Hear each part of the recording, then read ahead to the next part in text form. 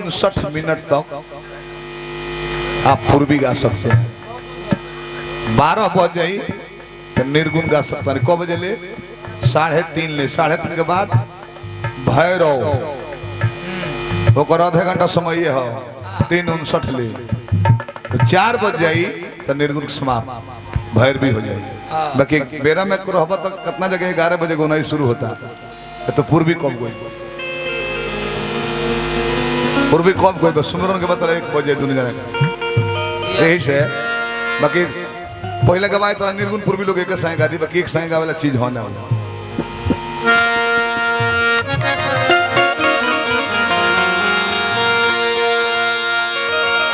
सावरिया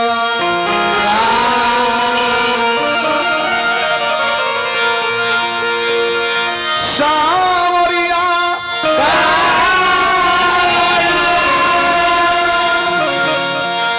सावरिया दी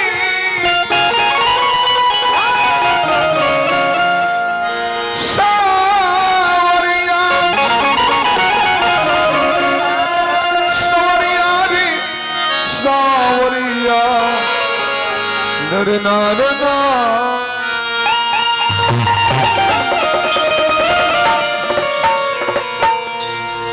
3 बजे के बाद निमन निमन गीत गाओ, चाहे नियम हो कैसे। 12-1 बजे ले जे चल जाला के हो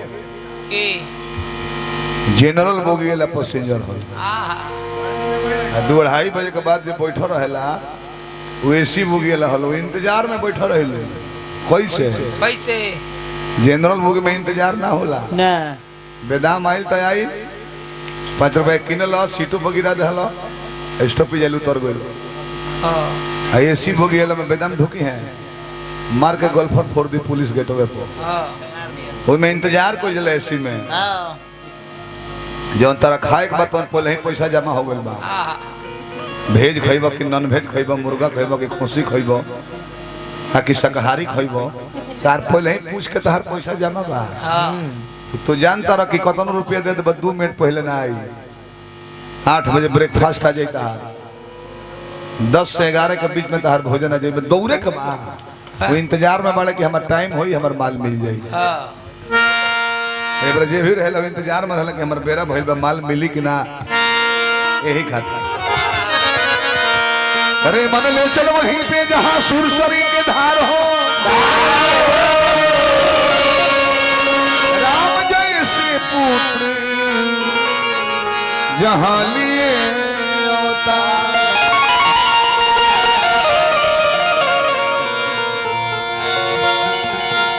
अयोध्या की छवि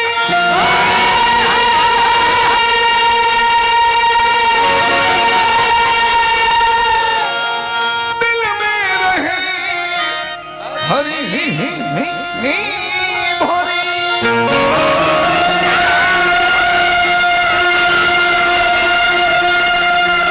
जब प्राण तन से निकले तो कह गए हरी।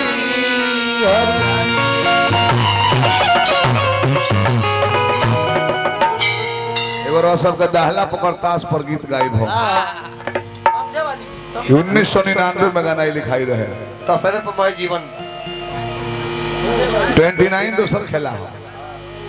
दहला पकड़ जे खेलत हो बुझाई हमर बात। हाँ जे ना खेलत हो ना बुझाई। तू तो सब पावनो पति खेल हो।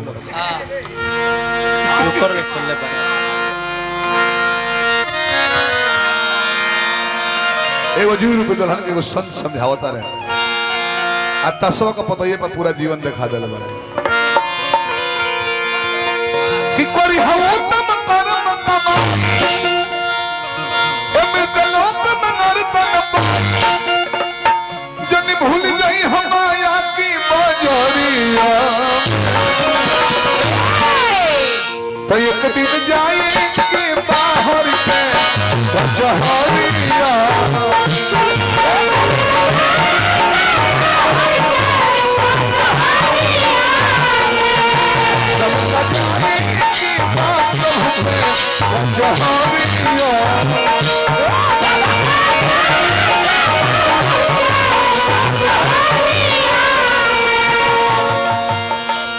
अभी दहला पकड़ ताश पर कैसे बा जे खेलत है वो बूझी 29 में गुलाम को प्रधानता दिया बा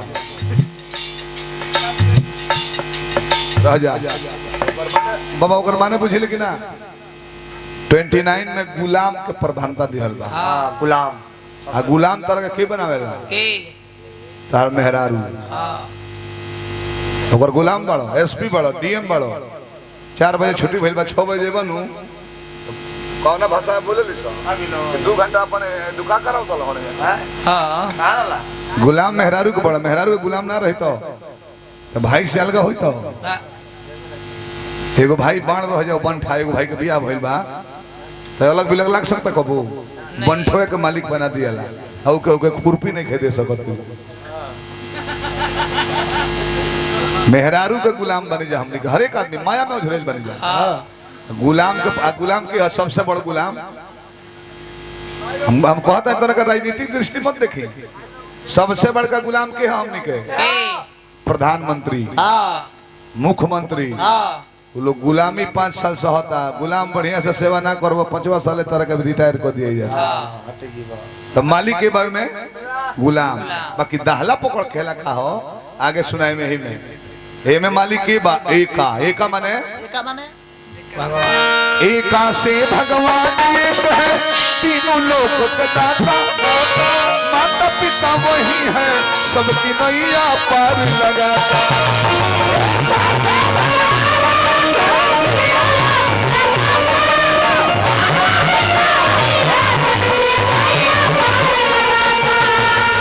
सबसे छोट पति का हाथ डाला पकड़ दे दूगी नहीं है कोई दूजा उनकी प्रेम से करना पूजा भीगी 3 दिन के दिया ये उमरिया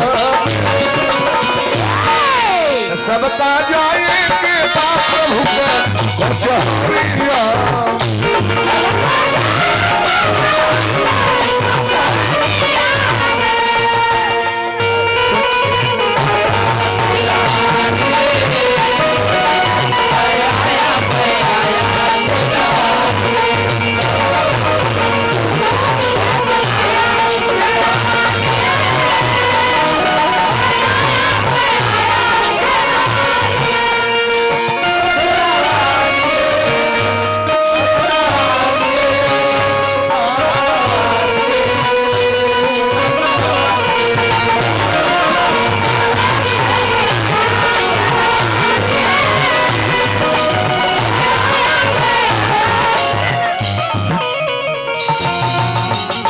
कहाँ ले बही रहो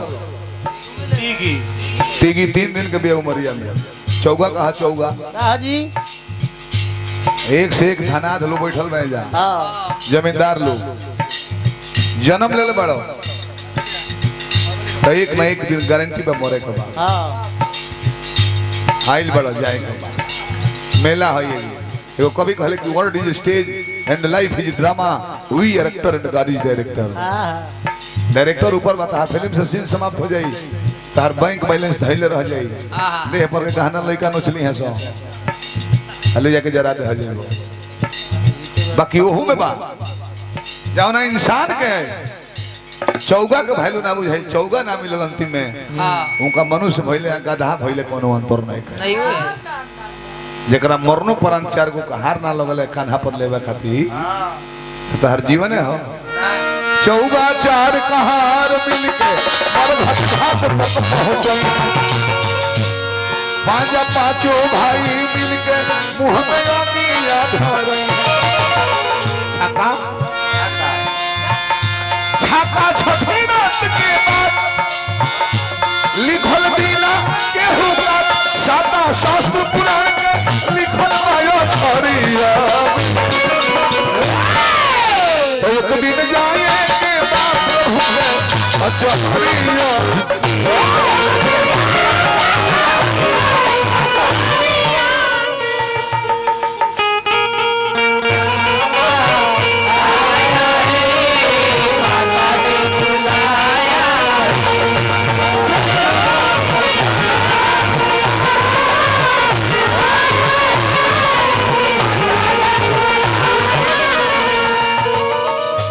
साता शास्त्र पुराण के लिखल बा अछरिया में।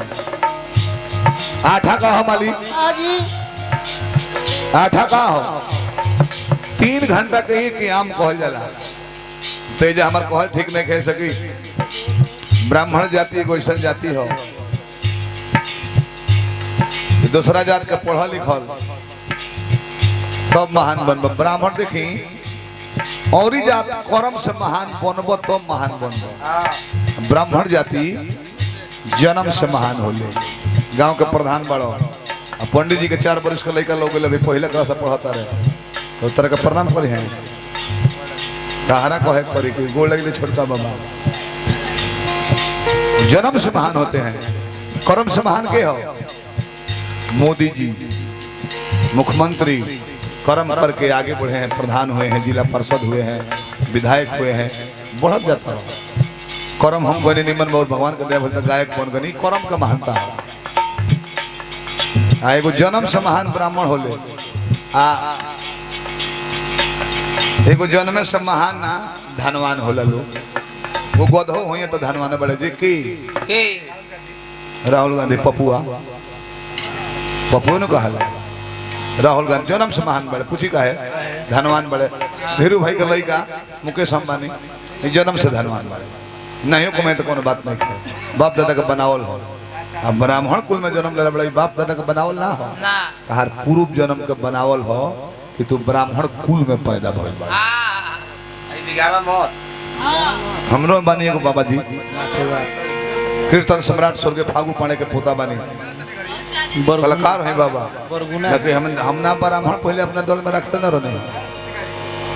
मेरे बाबूजी कहले रहे मर जे है कि ब्राह्मण मतलब के है मैं का है तो नया उम्र के लड़का रही सौ तोरा के चचे उचनु कहिए सौ का जने को मूड में बाड़ी कह दे बबे से देह देवे के तो जौन ब्राह्मण के सेवा राजपूत करा ले ओहिर करा ले वही राजपूत बाभन से सेवा करा ले बाभन के खा ले पैसा वो सार के पूर फूटी न तो मर गए। ब्राह्मण के अपमान जब कह देबो तो ब्राह्मण तरह के मारी थोड़े हो बड़ा। एक आध गो पसरामा उतरवा लो हमारा जिला में अब कहाँ चलल जाओ दादा। एक आध गो ब्राह्मण से हमारा में इहो नहीं है कि तू चिनौटी हो जाए धइल बा उठा के केहू के दे दिया। पहले ही से शक्ति लगावल बा रखनी का है यूट्यूब पर कहत नहीं है कि पापा जी सुनो माटा बाबा एक दिन काजे सुकाजे बजोले सवेरे पैसा दे देने के बाबा जाए तब कहने की मटा बाबा बहुत बाबा ठीक बजाओ तनी हमारा में रखे दी तो कहले कि राखबो कब भेंता में को ब्राह्मण जान के लीजिए बतल का केना दे अपन बेटा बना के ले जा जने कि तहर बेटा हो गुटखा खाओ तो 5 मुका बे पूछले मरी हो दारू पी ले हो तो गर्दन दबा दिया तरे सांस चलत रहे तो जीवित छोड़ दियो तू न दिया दारू तो बाबा हमार बेटा बन के नहीं में तो बने तो हम ना रखते नहीं कसम से कहता हमनी से सहीबे ना करी केंगा पुरान लोग कहे कि चीक धन जैसे खाउत रहे न बीफ टहल चीक होएगा ब्राह्मण समाज के कहना चल देख ले 3 घंटा की क्याम होला हां जी हमने के यहाँ अष्टयाम कीर्तन होला ना ओकर नाम अष्टयाम माने 8 गो जाम तू कराओ तारो तो 3 घंटा की क्याम तो 8 में कितना हो 8 का 24 घंटा होला न कीर्तन उतना देर वही 3 घंटा के एगो पहर होले 8 पहर में 8 का 24 घंटा बीत जाला 8 पहर के होला दिन रात भाई नहला 9 महीने